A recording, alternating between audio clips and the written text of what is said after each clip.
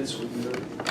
Yeah, what I'm going to go through a little bit of a litany with you. I've had a bunch of technical issues with my computer as well, so I have a hand written thing. My computer's been completely reconfigured. We did a server transfer, and I think like they just said, let's just take Randy's entire life and blow it out of the water. So I'm not having a fun morning.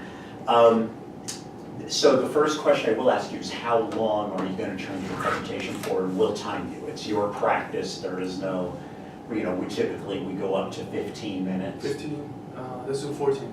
Okay, 14, so we'll time you on 14 then. So great, welcome that you guys are here. I refer to my notes even though I kind of do this in my head. So you guys have seen the documentation, kind of know what the expectations are.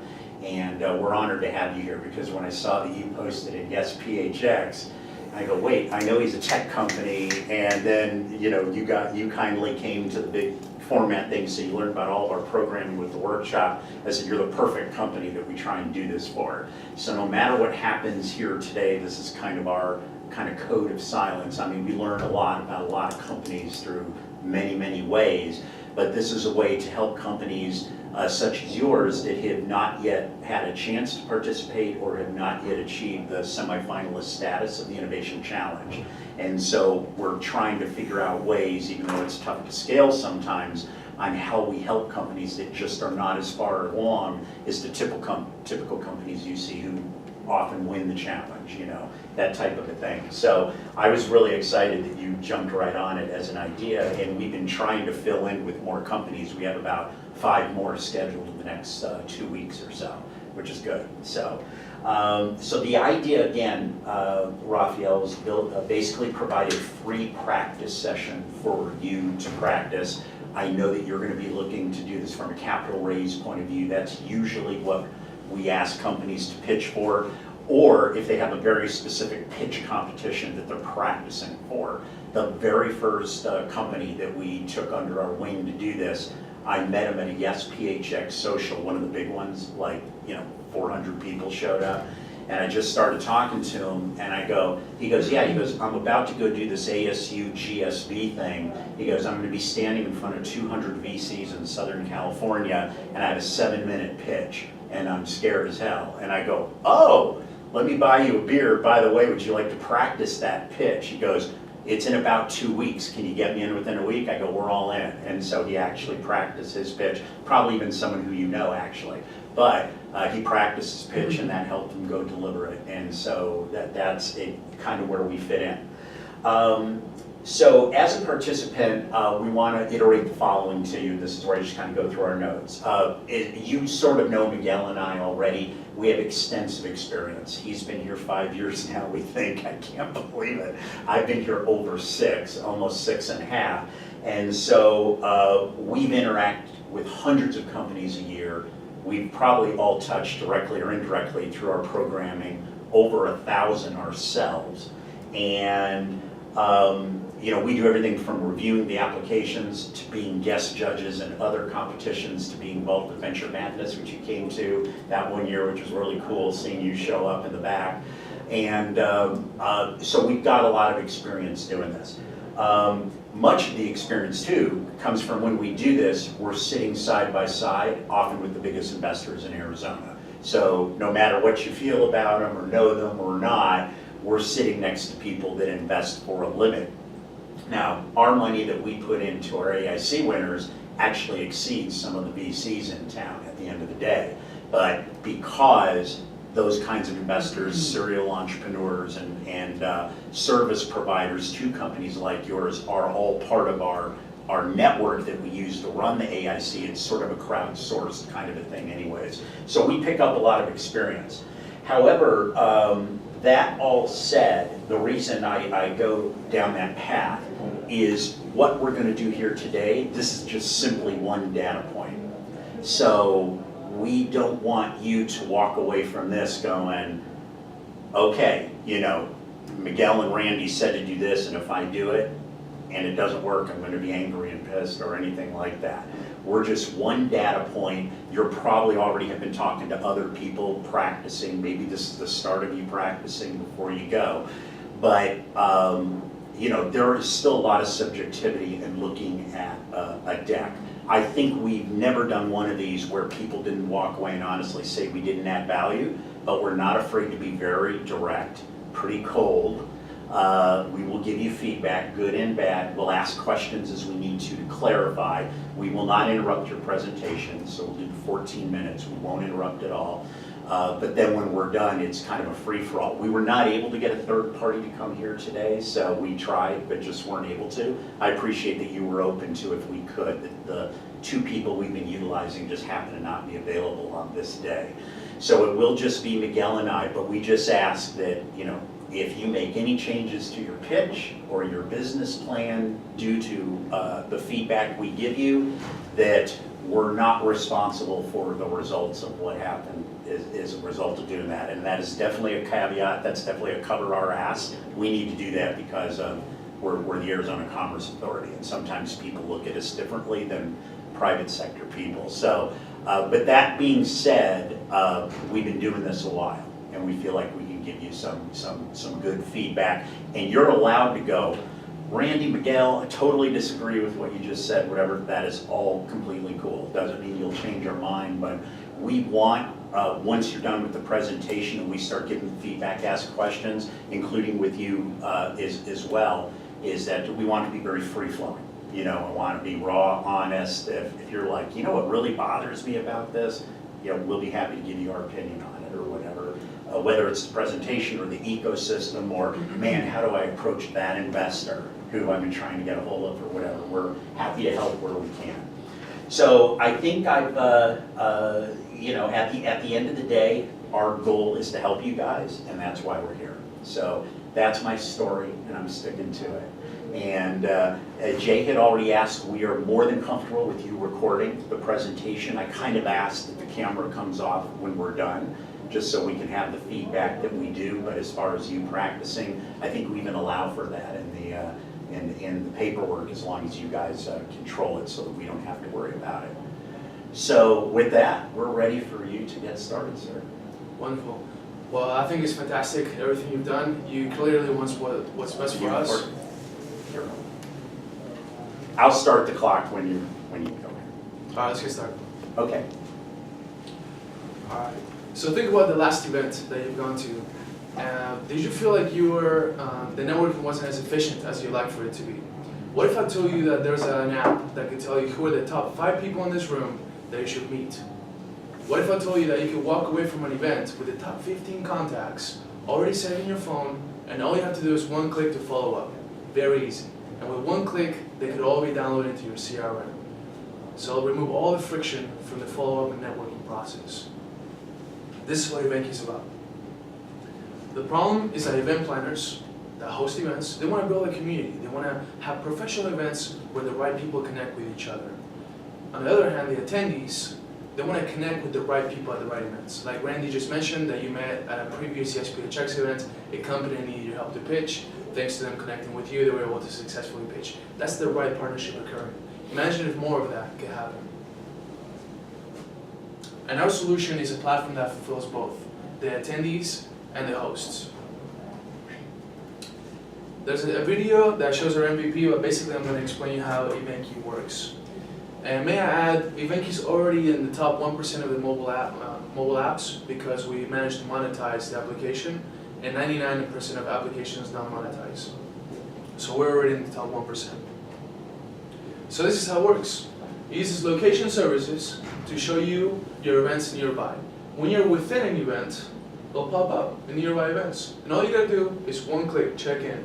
Immediately, you see a list of everyone in the room that has used EventKey to check in. Now we have over 2,000 users in the Phoenix area. So a lot of your best friends that you see here, they already have the app, they already have profiles. When you browse through, you see everyone in the room, you click whoever interests you, and then their profile comes up. As you can see, no personal information is displayed. No email address, no phone number. So your information is protected. You're not going to get spammed after the event. This is one of the reasons how we differ from our competitors. So you see this individual, you're interested in the title and what they do. You can do 2 things. You can view their LinkedIn, or you can send your contact card, which is like your electronic business card. And when the person receives it, all they have to do is click Add to Contacts, and it's immediately saved in their phone. All the hassle of changing the cards, saving the information on your computer, or even those apps for scanning the cards where you take a picture of it. They usually end up having spelling mistakes, so you gotta go back in the app and fix these mistakes. None of that here. All of that smoothed out, and all you gotta do is focus on the interaction at the event, so you have the best time possible. This also allows you to have the most intelligent conversation at the event, because you can check out what the person does on LinkedIn. You can see how many connections you have in common, what they've done in the past, so the conversation never dies. You can say, oh, I see that we have such and such in common, or I see that you used to work at the Arizona Commerce Authority. The conversations are much richer thanks to our technology. Our market size. Let's focus on the one on the left side. All of our competitors use this big number to show their market size, $565 billion. But we've refined this to $36 billion, which are events that list networking as one of their top priorities. Now this is what we're going after. We estimate that there are about this number of attendees. This is our immediate target market. I'm from Argentina. I'm a Hispanic entrepreneur. I was actually voted the best Hispanic entrepreneur of the year 2 years ago for starting EventKey. And we're going after the Spanish market, the Hispanics, and also women. The reason is because both of these organizations, this is our initial target market, may I clarify, and afterwards we're going to expand to all the other networking events and organizations. The reason why we're going after them is because it's so much easier to access their decision makers. As a Hispanic, I've gone to meet with the vice president of the Hispanic Chamber of Commerce here, and they've signed the contract to use EventKey at all their events. I can show you the contract later. For the other women organizations, as both of you may know, women organizations, they greatly value community. So a tool like this is extremely useful for their mission. So it's very easy to access the decision makers, and in a matter of a week, they can start using it at their events. We actually do have paying customers. We have them in the box here. The ones that are in the box that are not using it yet, they already gave us letters of intent. So let's talk about Invest Southwest, an event that I was at last year that Randy spoke at. And Karen, that runs the event, she actually let me demo EventKey at the event, and we had 30 people use it, and over 100 contacts were exchanged via the app. And the reviews, the feedback that people gave me were extremely positive, and they told us that many people met through the app, and relationships and deals happened because of this. Now this is how it'll work. The ones in the box already signed up to use EventKey. ESPHX already paid us $893 to use it. AC Tech Council already met with Lauren Witt. She already gave us a letter that says as soon as we develop the second version, which we'll talk about it momentarily, she wants to use it at all her events. So the way it works is we want to make a product that's really sticky for the people who already signed up to use EventKey. Once it occurs, we're going to expand outside the box. And let me explain to you how this plan will work out. Let's focus on Girls in Tech. Their board members and attendees are essentially the same ones as women who started. It's a small community, as you may know. We've all seen each other at events before. So once you fulfill and you make a product that's really successful for the ones inside the box, it'll naturally spread to the sister organizations or similar organizations outside.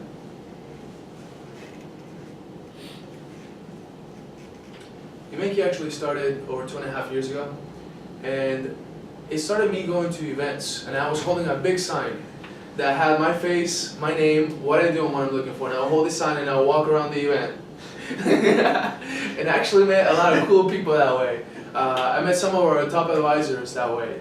I remember Andrew Bart came up to me and it's like, what are you doing? And I was like, I got your attention, didn't I? It's like, kid, you got balls. Tell me what this is about. I was like, okay, well, I want to validate that if I tell you who I am and what I'm looking for, I'm going to attract the right people and make more efficient networking.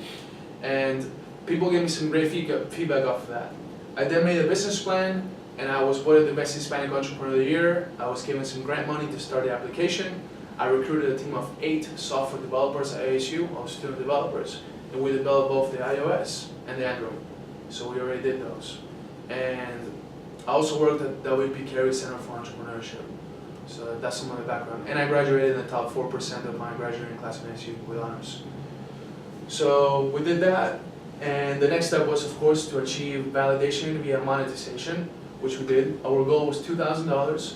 We got $2,500 and several letters of intent. Now, this is the point where we learned a lot. And we learned that our customers, they said, Rafael, we're very happy with the networking aspect, but we don't want to use another platform in combination with EventKey to sell our tickets. Like a lot of them were using Eventbrite and EventKey. and they said, I don't want to use Eventbrite anymore. I want to use EventKey to sell my tickets and to network. Can you develop that for us, please? We need that.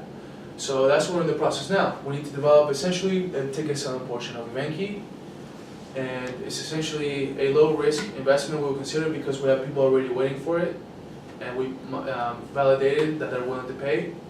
And this also, adding this feature is beneficial for us too because it adds another revenue of income. This is what people paid us. So a lot of text in here, but essentially focus on what I'm saying. The Arizona Hispanic Chamber has a 30% membership cancellation rate. And the reason why this happens is because people don't get value out of the events sometimes. So what this means is that people are not making the right connections. If people go to your professional events and they meet the right people, they'll renew their membership. And that's what organizations need. They were losing money and we can help them with that. And the attendees, it all comes down to more efficient networking, removing the friction from the interactions, and making the events a whole better experience. 3 ways to monetize. Number 1, we already discussed. There's ticket selling. Nothing revolutionary here. We deduct a percentage from each ticket sold. Number 2, we can upgrade the host accounts. Hosts post events on the app. We allow them the option to put a sponsorship banner on there if they upgrade their account for $29 a month. Now we already have letters of validation that are saying that they would be very comfortable paying this because sponsors are willing to pay the organizations like the ACA hundreds and thousands of dollars for that sponsorship, so they don't mind spending $29. On the other side, we've got the attendees, and this is basically the Rolodex capabilities. So the app, like I showed you before, the features of seeing everyone in the room, but essentially what the premium version would be, as you can see there's past events, they will be grayed out after the second event. They'll be all gray. But if you upgrade, they'll be all clear, so you can click on them and see who you met in the past. And that's only $5 a month, and we already have validation from our users that say that they will be willing to pay $5 a month for this feature. Here are some of the calculations that we have that are in our financials. So let's talk about the competitors. Essentially what EventKey does is the networking, ticket sales, and the check-in. The one place all solution for events. You don't need to use another app or another platform to sell your tickets or manage your events. And we are going after our target market is under $10,000 a year. Most of the competitors like Double Dutch, Hoover, they're going after the annual organizations that have thousands of dollars to spend on mobile app technology. We're not. We're going for the chambers of commerce, for the SPHX, Invest Southwests. They usually tend to have a budget under $10,000. And we found that this market is wide open for the taking right now. The opportunity is great. As you know, you've gone to plenty of events yourself. You've gone to the SPHX events. You have not seen a mobile app at those events. It's ready for the taking. And my strategy is that there's data that suggests that for a mobile app to be replaced by a competitor, the competitor has to be 10 times better than the current technology.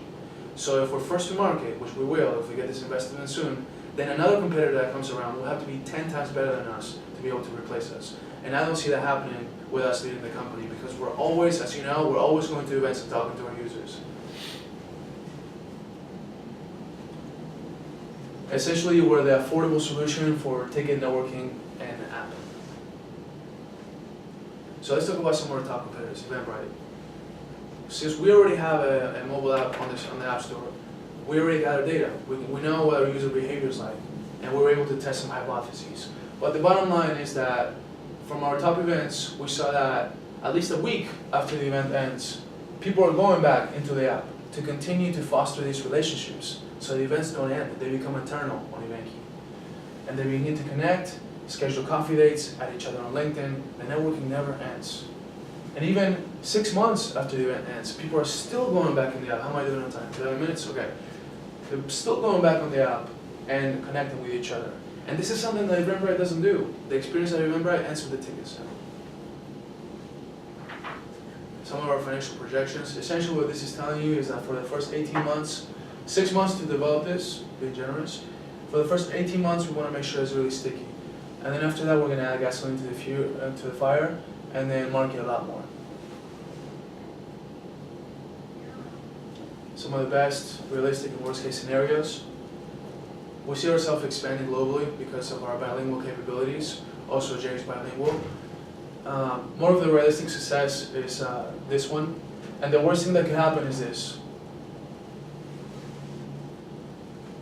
This is what we're looking for. So we can have a 22-month runway, and we're able to have 120 customers.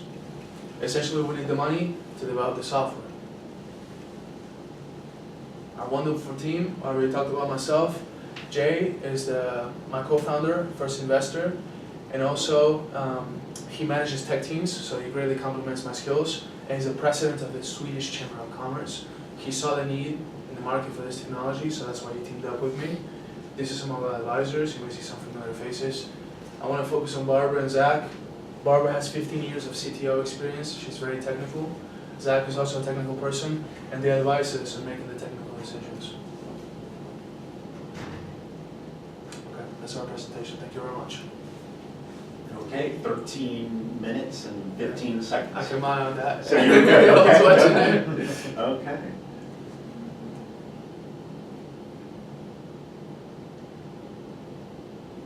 Here, just give us a second here. No rush.